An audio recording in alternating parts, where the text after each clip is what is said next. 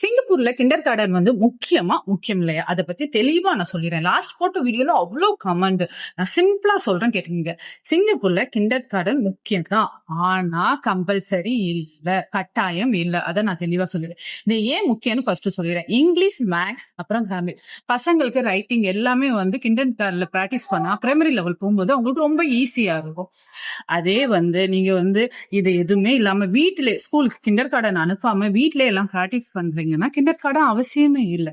நீங்க டைரக்டா வந்து பிரைமரி 1க்கு வந்து சேர்த்தலாம். ஆனா சிங்கப்பூர் என்ன சொல்றாங்கன்னா 7 வயசு பிரைமரி 1 போறதுதான் கம்பல்சரி எஜுகேஷன் சிங்கப்பூர்ல.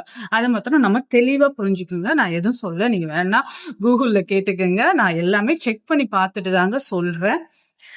நீங்க வீட்டுல வந்து உங்க பசங்களை வந்து K1 K2 ரைட்டிங் ஸ்கில்ஸ், அதே மாதிரி பேசுறதுக்கோ மதர் டங் எல்லாமே வீட்டுல நீங்க பிராக்டிஸ் பண்ண முடியும் உங்களால. நீங்க கிண்டர் கார்டன் அனுப்ப தேவை.